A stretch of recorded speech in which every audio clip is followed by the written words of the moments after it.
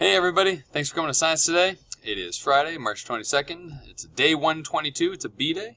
As always, remind you to do your best to respect the guest teacher and their etiquette and guidelines that they try and promote for you today in the classroom. So here's your deal.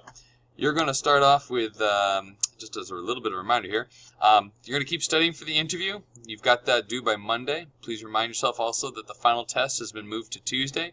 So any free opportunities you can to practice working towards that interview, have that done by Monday, so that's early next week, and I apologize we're not doing it today, that's why I'm pushing it to Monday.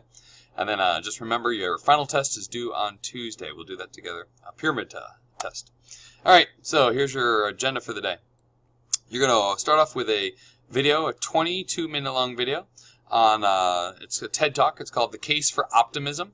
It does say J31, but I am printing out enough worksheets for everyone to answer the worksheets versus having you write it in your journals. So, but it's The Case for Optimism. It's a TED Talk with Al Gore.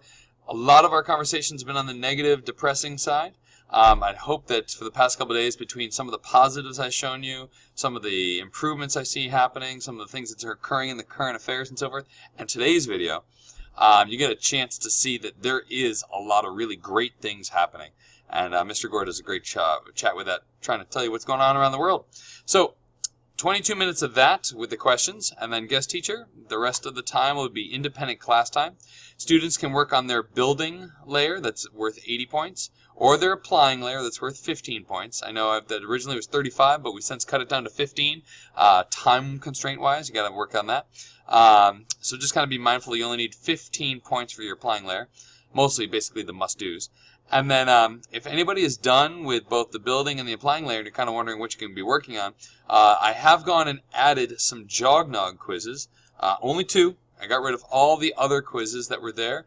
And now if you look on Jognog, you will see that there is 8th grade science questions for 2011 and 2012 MCAS.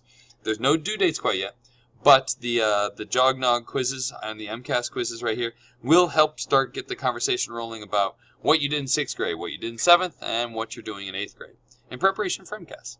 So just be aware that if you've got plenty of free time and you're not sure what to do, you could be working on the Jognog. All right?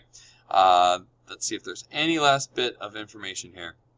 Important dates: Monday, interviews; Tuesday's final test; Wednesday, Thursday, I'm trying to look to see people finish turning in their building and applying layer work.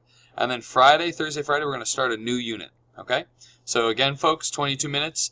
Stop the video on Al Gore once he finishes his presentation. That's at the 22-minute mark.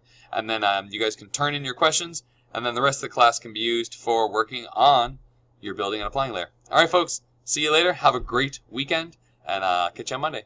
Bye-bye.